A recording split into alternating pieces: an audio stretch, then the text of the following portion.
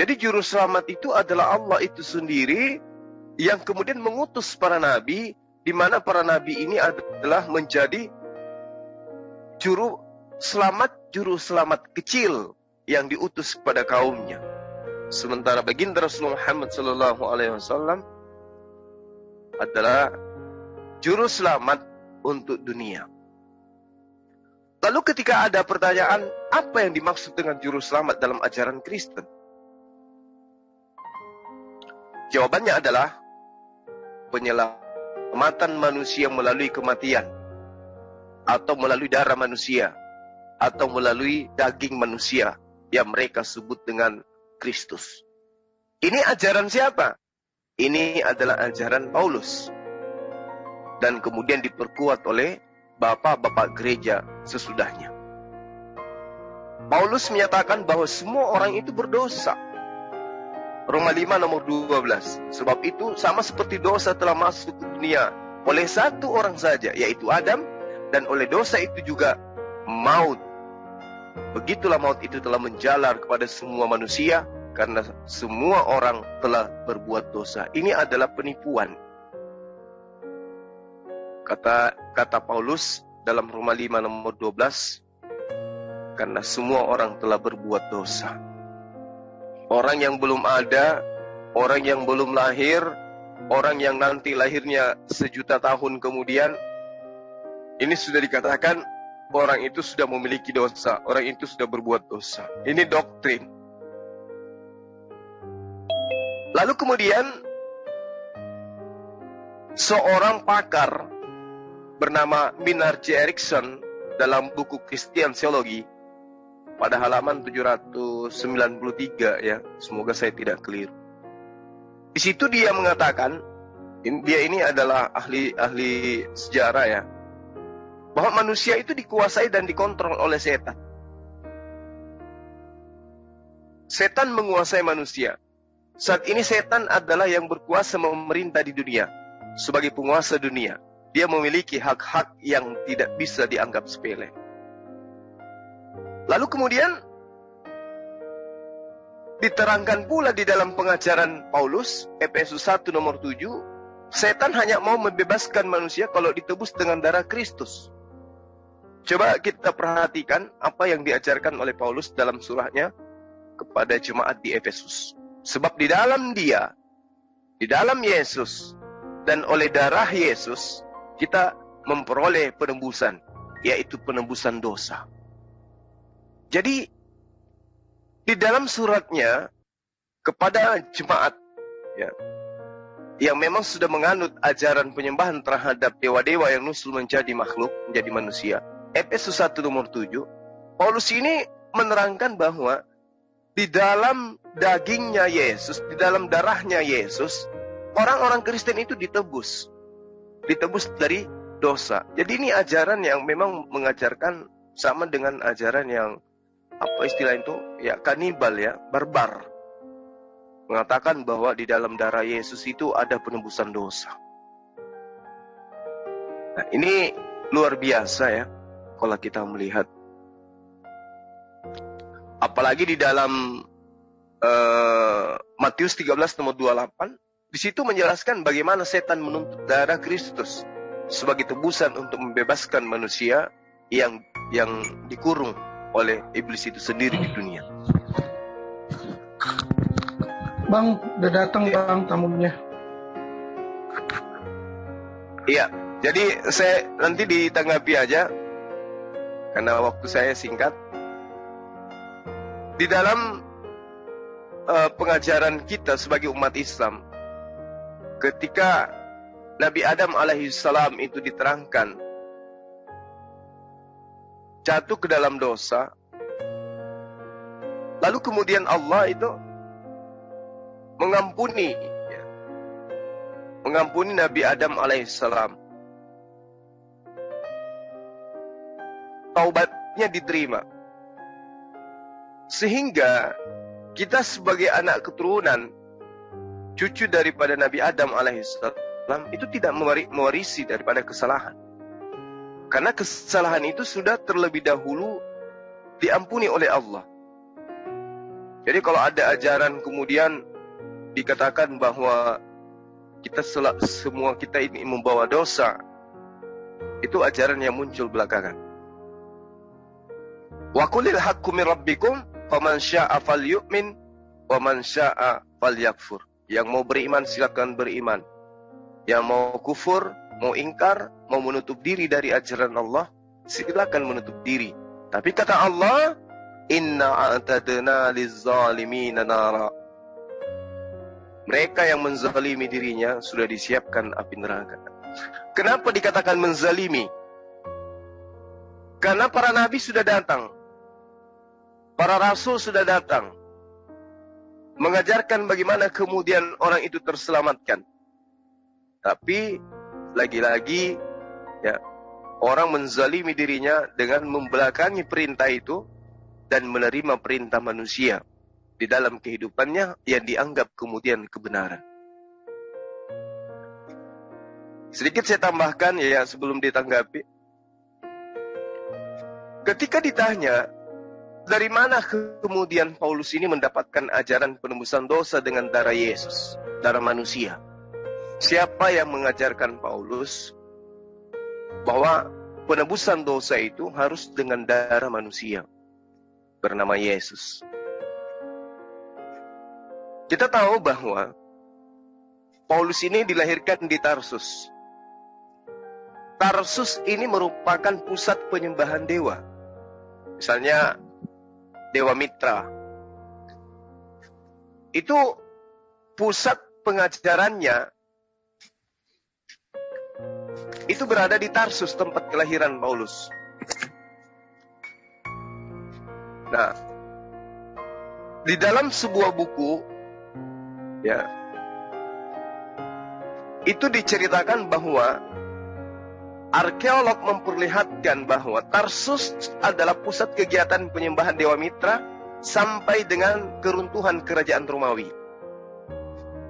Ciri yang paling jelas dari penyembahan Dewa Mitra adalah upacara meminum darah sapi atau meminum secangkir anggur yang melambangkan darah.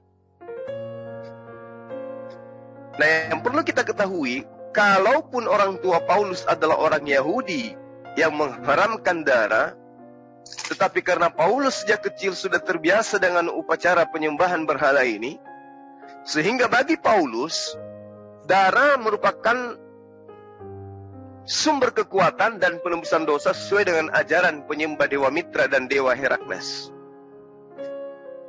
Nah, ini dapat kita lihat dalam suratnya kepada jemaat Korintus di dalam 1 Korintus 10 nomor 16. Apa yang dikatakan di situ?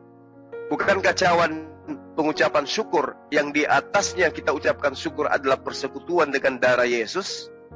Bukankah roti yang kita pecah-pecahkan adalah persekutuan dengan tubuh dagingnya Yesus? Ya, ini yang dikatakan di dalam pengajaran Paulus terhadap jemaat Korintus. Pengajaran meminum darah, pengajaran memakan daging. Sehingga harus ada yang menjadi korban, benar-benar korban, benar-benar fisik, benar-benar daging, benar-benar darah yang harus menjadi korban, yang harus dimatikan di atas tiang salib demi untuk meneguhkan ajaran yang sudah ada di Tarsus. Di dalam Lukas 22 nomor 19 nomor 20. Yesus mengambil roti, ini roti loh. Lalu kemudian mengucap syukur, lalu memecah-mecahkan roti itu. Lalu kemudian membagikan roti itu kepada murid-muridnya. Lalu Yesus mengatakan begini, inilah tubuhku yang diserahkan bagi kamu. Perbuatlah ini menjadi peringatan akan aku. Demikian juga dibuatnya dengan cawan sesudah makan. Ia mengambil cawan anggur itu, lalu dia katakan, cawan ini adalah perjanjian baruku oleh darahku yang ditumpahkan bagi kamu. Jadi ajaran ini sedemikian didramatisasi sehingga gereja tidak memberi peluang kepada mereka yang ingin menafsirkannya secara simbolis. Ini dapat dilihat dari keputusan sidang gereja, ya, sebagaimana yang dikutip oleh seorang penulis terkenal, Rab Edward Withrow, dalam bukunya Babylon Mystery Religion di halaman kisaran, saya pernah baca buku ini ya, di atas halaman 100 lah, 120 sampai 160. Nah, sidang gereja ini diceritakan dalam buku ini memerintahkan para pastor untuk menjelaskan kepada jemaat bahwa dalam misa bukan hanya mengandung daging, bukan hanya mengandung tulang dan sarafnya Kristus, tetapi keseluruhan daripada biologisnya Yesus. Jadi Dewa Herakles menyembelih sapi, darahnya melambangkan kehidupan baru sesudah kematian, bangkit dari antara orang mati. Nah, ajaran ini mirip juga dengan penyembahan Dewa Adonis di Syria, Dewa Tammuz di Babilonia, dan Dewa Osiris di Mesir. Jadi setiap musim gugur, remaja Paulus menyaksikan upacara penyambutan kematian Dewa Mitra, Dewa Matahari, yang akan mati selama musim dingin dan kemudian akan hidup kembali pada tanggal 25 Desember setelah matahari mulai bergerak naik dari garis balik selatan menuju musim semi. Nah, dari prasasti purbakala yang ada, yang ditemukan di Tarsus, para sahabat, memperlihatkan bahwa Dewa Herakles yang mati dan bangkit kembali itu dianggap sebagai juru selamat. Nah, dari poin-poin inilah, dari pengalaman Paulus inilah di dalam kehidupannya di Tarsus, membuahkan dia, melahirkan sebuah konsep di mana dia kemudian mengambil ajaran orang-orang Yahudi, dia kawinkan dengan ajaran penyembahan berhala, lalu kemudian dijajakan kepada Romawi dan Yunani, laris sampai hari ini. Jadi jangan heran kalau kemudian dikatakan Kristen mayoritas, jangan heran. Karena memang ajarannya itu berasal dari penguasa yang memang hari itu sampai hari ini berkuasa. Sedikit lagi, 2 menit.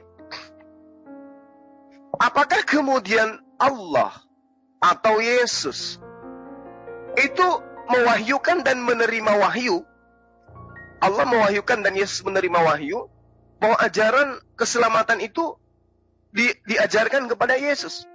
Kita sebagai umat Islam mengakui, ya betul, Yesus itu diwahyukan dari Allah ajaran juru selamat kepada dia. Allah mengajarkan kepada Yesus tentang satu-satunya juru selamat, yaitu Allah sendiri, bukan Yesus. Bukan Yesus. Juru selamatnya adalah Allah, penyampaian melalui Yesus. Makanya Yesus mengatakan, aku tidak berkata-kata dari diriku sendiri.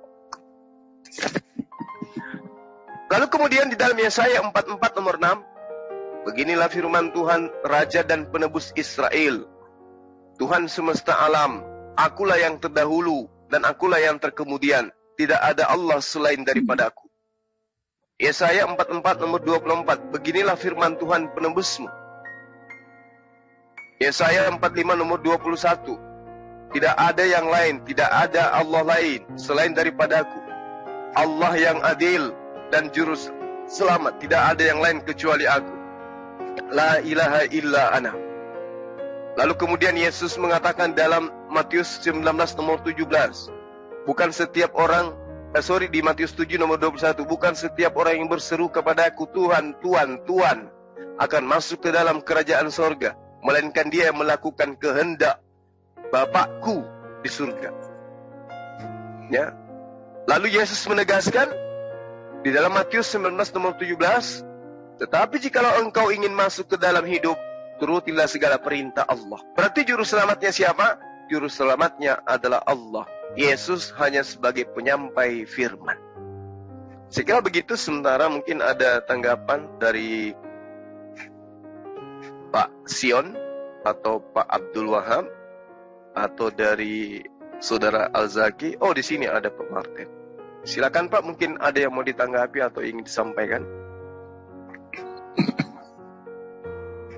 Ya, saya ya.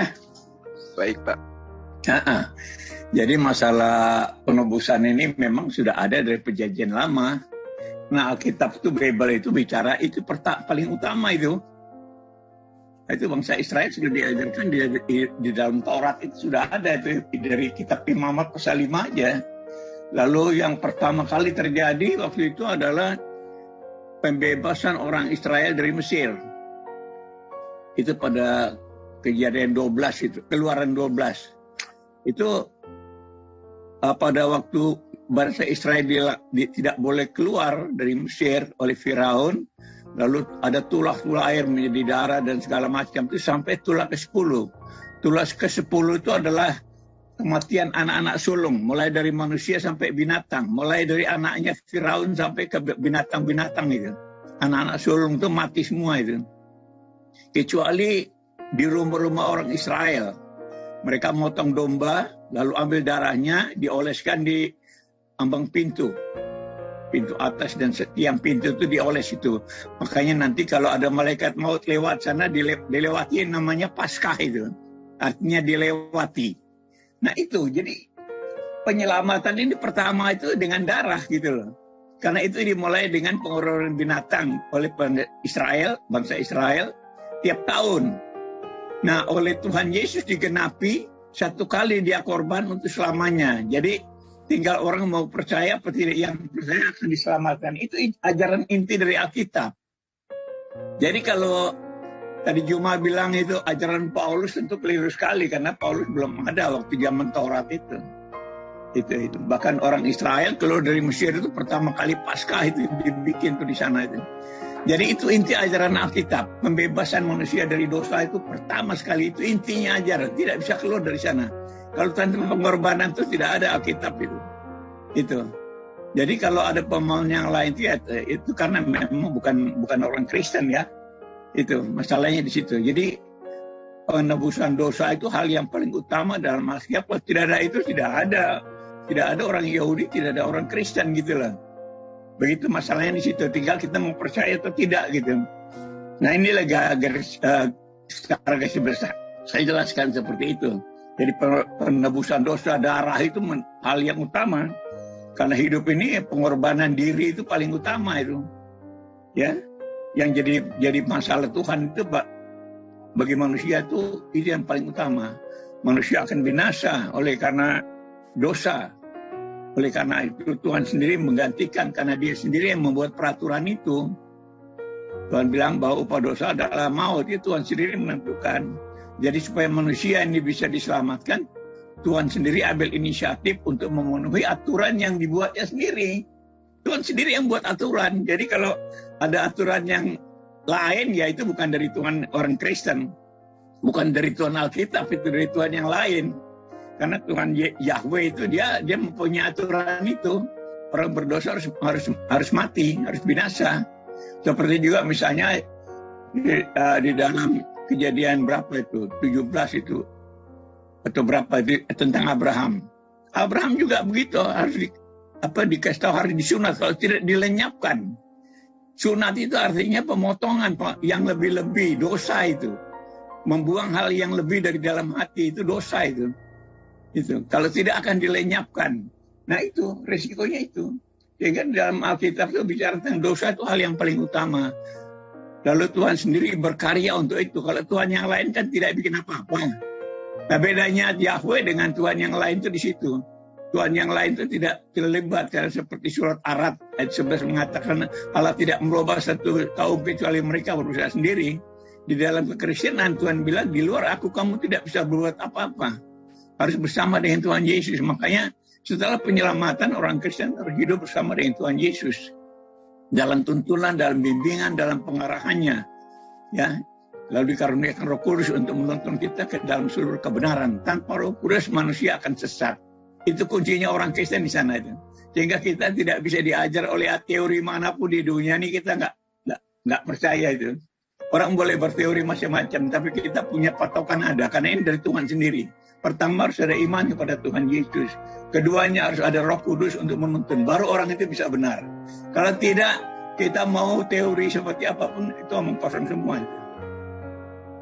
Nah itu kira-kira besar dari saya begitu cuma. Baik.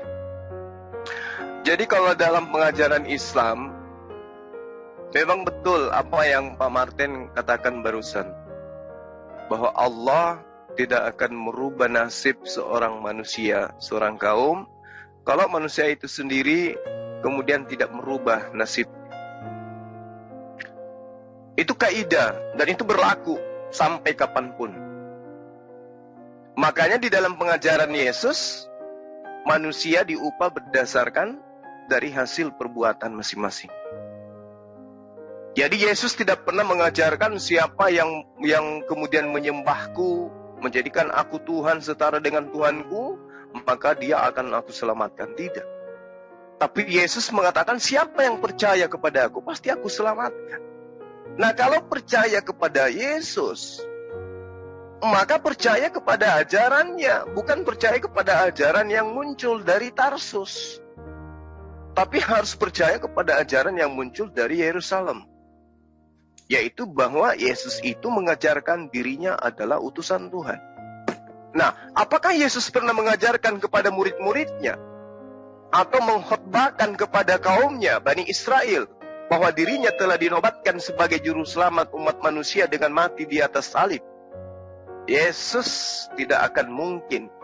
Yesus mustahil mengajarkan kepada Bani Israel maupun kepada umatnya bahwa Allah telah menobatkannya sebagai juru selamat dengan cara darahnya akan dibayarkan oleh Allah kepada iblis sebagai penebus dosa manusia. Kenapa saya katakan kepada iblis? Karena iblis yang membuat Adam jatuh ke dalam dosa. Itu dalam konsep ajaran Kristen. Nah, Yesus adalah guru. Dia adalah rabi. Dia ustadz Yahudi. Dia ulama Yahudi. Dia mengajarkan kepada umatnya tentang apa? Tentang hukum Taurat. Dia taat mengajarkan dari rumah-rumah ibadat kepada murid-muridnya maupun kepada Bani Israel tentang hukum Taurat. Hukum Taurat tidak setitik pun mengajarkan pertumpahan darah manusia untuk dijadikan sebagai tumbal penembusan dosa. Itu nggak ada. Di antara ajaran Yesus itu adalah mengharamkan darah sebagai penembusan dosa dalam arti kata darah manusia. Imamat 7 nomor 26 sampai 27. Demikianlah juga, janganlah kamu memakan darah apapun di segala tempat kediamanmu, baik darah burung-burung ataupun darah hewan. Setiap orang yang memakan darah apapun, nyawa orang itu haruslah dilenyapkan dari antara bangsanya. Jadi baik murid-murid Yesus maupun umat Yahudi secara keseluruhan tidak akan pernah berkeyakinan bahwa mereka telah jatuh ke dalam dosa abadi, dosa kekal, dan bahwa hanya Yesuslah satu-satunya yang akan menyelamatkan mereka melalui darahnya di atas tiang salib. Yesus tidak pernah mengajarkan itu. Lalu apakah kemudian Allah mewahyukan kepada para nabi sebelum Yesus bahwa semua manusia termasuk para nabi yang dilahirkan ke dunia ini sebagai anak cucu Adam itu terbelenggu dalam dosa waris dan hanya bisa ditebus dengan darah Yesus? Apakah Allah pernah mengajarkan itu? Tidak sama sekali. Tidak pernah. Sebelum hadirnya Paulus di muka bumi ini, tidak satupun nabi, mulai dari Nabi Adam alaihissalam sampai kepada Nabi Isa atau Yesus, yang mengajarkan kepada Bani Israel bahwa akan datang manusia bernama Yesus akan menjadi juru selamat penebus dosa manusia. Itu tidak pernah diajarkan oleh nabi manapun. Bahwa dikatakan kepada nabi akan datang sosok Tuhan bernama Yesus, dia akan menebus dosa manusia dengan cara menumpahkan darahnya di atas salib. Itu tidak pernah diajarkan. Sebelum Paulus lahir, ajaran itu tidak ada di dalam pengajaran Bani Israel. Orang Israel memahami satu-satunya juru selamat adalah Allah yang maha suci lagi maha tinggi. Kalau kemudian orang Israel menyembelih domba, kalau kemudian Israel menyembah lembu, menyembah binatang, itu semata-mata untuk penebusan dosa mereka. Kenapa? Karena mereka punya tuntunan di dalam ajaran agama mereka. Dituangkan di dalam Imamat 23 nomor 27. Akan tetapi pada tanggal 10 bulan yang ke-7 itu ada hari pendamaian antara engkau dengan Tuhanmu. Kamu harus mengadakan pertemuan kudus dan harus merendahkan diri kepada Tuhanmu dengan berpuasa dan mempersembahkan korban api-apian kepada Tuhan. Ini konsep, ini kaidah, ini syariat, ini hukum, ini ketetapan, ini peraturan. Bahwa mereka Bani Israel diajarkan melakukan perdamaian pada tanggal 10 bulan yang ke-7 itu dengan cara menyembeli, dengan cara berpuasa. Apa yang disembeli? Hewan, bukan manusia.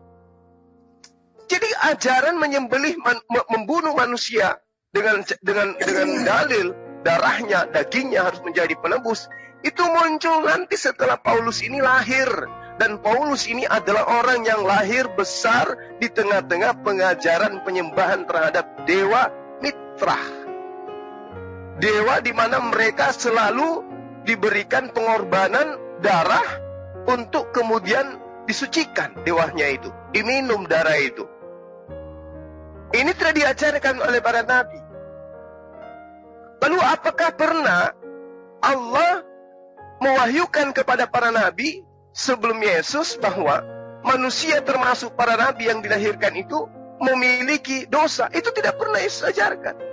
Sekali lagi saya katakan, Yesus tidak pernah mengajarkan bahwa manusia lahir dengan membawa dosa. Hanya Paulus setelah hadir di atas muka bumi inilah dia mengajarkan bahwa manusia lahir dengan membawa dosa. Lalu siapa yang pertama mengeluarkan ide dan mengumumkan bahwa Yesus adalah juru selamat? Yang pertama kali mengumumkan, menyampaikan, memproklamirkan, melantik, menjajakan, menjual ke non-Yahudi bahwa Yesus adalah juru selamat, tidak lain dan tidak bukan adalah Paulus. Dialah yang pertama menyampaikan kepada orang-orang Yahudi maupun orang-orang Romawi bahwa Yesus mati untuk menebus dosa manusia. Apakah orang Yahudi percaya? Tidak. Lalu karena ketidakpercayaan orang Yahudi, maka Paulus banting setir mengajarkan ke jemaat Galatia, mengajarkan ke Efesus. Galatia 3 nomor 13, Kristus telah menebus kita dari kutuk hukum Taurat. Efesus 1 nomor 7, sebab di dalam Dia dan oleh darahnya kita peroleh penebusan, yaitu pengampunan dosa. Ini Paulus jual ke non-Yahudi dan laris manis. Itulah yang Pak Martin imani hari ini. Demikian sementara, silakan Pak. Ya, jadi memang di sini ya, saya kira ini kan orang Islam. Jadi memang tidak mungkin akan mengerti Bible. Itu satu deh. Makanya saya bilang orang Islam harus berani bicara tentang Al-Quran. Kalau memang tidak percaya penebusan, oke lah, jelaskan dari sisi Al-Quran aja. Supaya kita tahu apa isi Al-Quran itu tentang apa gitu loh. Sampai sekarang orang Islam tidak ada yang bisa jelaskan Al-Quran itu isinya tentang apa. Nggak jelas bagi kita semua, nggak. Tadi saya katakan di dalam Bible itu jelas penebusan dosa menjadi hal yang paling utama, paling pokok. Karena dosa itu yang terjadi pertama kali di dalam kitab Kejadian. Gitu. Sehingga dalam Alkitab, dalam kitab Kejadian 3:15 sudah akan adakan permusuhan antara keturunan perempuan dan keturunan ular. Itu adalah peristiwa salib. Lalu Keluaran 15 ayat 18 ayat 18 juga mengatakan seorang nabi akan kubangkitkan dari antara saudara-saudaramu. Kubangkitkan. Coba istilah bangkit itu siapa kalau bukan Yesus itu? Itu yang penting itu. Lalu keluarnya orang Israel dari Mesir juga begitu. Jadi di sini memang beda ya. Jadi kalau cuma misalnya bicara tentang Islam, bicara tentang Alkitab dari kacamata Islam, ya tentu keliru, salah benar, salah sekali itu. Al-Quran kan baru ada di abad ke-7. Alkitab ini sudah dari mula-mula, cerita Kejadian itu dari mula-mula. Kitab suci yang mula-mula itu Alkitab di dunia ini, Bible itu. Tuhan yang mula-mula itu Yahweh, Elohim, Adonai, itu yang mula-mula. Jadi kalau ada Tuhan-Tuhan lainnya, Tuhan tandingan-tandingannya, bagaimana kita bisa percaya? Itu loh. Bible itu nggak bisa disangkal, itu Bible kitab yang mula-mula. Makanya orang mengutip-ngutip, bikin kitab suci ambil dari Alkitab. Itu aja kuncinya. Jadi bagi kita nggak bisa dikelecehin seperti apapun. Alkitab itu terlalu sempurna untuk dikritik gitu. Paulus itu kan kemudian itu. Tapi kalau cerita tentang pengorbanan segala macam itu dari Perjanjian Lama itu sudah ada. Dan itu saya katakan bahwa itu adalah inti ajaran dari Bible, Perjanjian Lama dan Perjanjian Baru. Nah, ada dia Perjanjian Lama itu karena memang pengorbanan penebusan salah itu berlaku 1 tahun sekali. Tetapi oleh Yesus digenapi 1 kali korban Yesus menjadi berlaku untuk selamanya bagi orang yang mau percaya. Sehingga penebusan dosa itu mengenai hal yang utama. Jadi kalau misalnya orang Islam baca Alkitab ya nggak nyambung, memang nggak akan percaya. Jadi patokannya bahwa tiap umat itu pasti yakin akan ajaran sendiri. Dia akan anggap ajaran lain itu sesat. Itu aja gampang kok. Jadi kalau misalnya orang Islam bicara tentang Alkitab, itu nggak nyambung. Itu kalau saya pun masuk di dalam Al-Quran, saya bertanya seperti misalnya di Al-Baqarah 36 bahwa Allah menyuruh manusia saling bermusuhan. Itu katanya Adam diampuni, tapi justru Allah menyuruh manusia bermusuhan. Dan itu terjadi sampai sekarang. Nah, disitulah perbedaan. Manusia berbuat dosa karena iblis, Al-Quran malah Allah yang menyuruh. Nah, itu perbedaannya di sana. Jadi, maka saya katakan tadi, tiap umat itu akan menganggap umat lain itu palsu dan sesat. Seperti yang Juma katakan tadi juga sama. Dan itu bagi kita nggak ada persoalan. Memang tiap umat itu pasti menganggap orang lain itu salah. Ajaran lain itu salah, keliru, sesat. Begitupun kita juga begitu. Karena satu contoh yang tadi saya katakan, kalau Tuhan Israel itu dia ambil inisiatif untuk menembus dosa. Tapi Allah Subhanahu wa Ta'ala malah nyuruh orang berbuat dosa. Gitu. Diusir, katanya diampuni, tapi diusir juga. Ini kan satu yang, coba logisnya gimana itu? Adam bersalah, katanya diampuni, tapi diusir. Lalu disuruh bermusuhan. Sampai sekarang terjadi permusuhan. Ini ajaran-ajaran ini yang membuat orang kenal bagaimana bisa percaya seperti itu. Sedangkan Alkitab bicara tentang kebenaran. Orang harus hidup benar. Bagaimana manusia harus hidup benar? Tuhan yang menyelesaikannya. Pertama, Tuhan menebus dosa. Supaya manusia itu bisa dikuatkan untuk melawan hatinya yang berontak, yang salah itu. Itu Tuhan beri kekuatan dengan iman, dengan Roh Kudus. Nah, itulah ada karya Tuhan luar biasa. Kalau ayat 11 kan Tuhan Allah Subhanahu wa Ta'ala kan malah membiarkan orang berusaha sendiri. Sedangkan Alkitab tidak. Tuhan campur tangan di dalamnya. Bahkan di Yohanes 15 dikatakan bahwa di luar aku kamu tidak bisa berbuat apa-apa. Artinya tanpa Tuhan kita tidak akan bisa berbuat apa-apa. Kecuali kita hidup di dalam Tuhan, dalam tuntunan Tuhan, bimbingan, pengarahan, dan kekuatan dari Tuhan oleh Roh Kudus. Itu aja. Jadi orang Kristen itu luar biasa banget itu. Tuhannya orang Kristen itu luar biasa. Dia terlibat dalam kehidupan manusia. Bukan seperti orang Islam, Tuhannya membiarkan umatnya berusaha sendiri. Itu di situ intinya, itu perbedaan. Kalau kita mau bicara perbedaan di situ Bang Juma. Bedanya Kristen dan Islam. Kalau Islam itu Tuhan disuruh umatnya berusaha sendiri, seperti surat Arad 11 itu. Kristen tidak. Di Yohanes 15 ayat 5 katakan, di luar aku kamu tidak bisa berbuat apa-apa. Hanya di dalam Tuhan. Hari seperti ranting.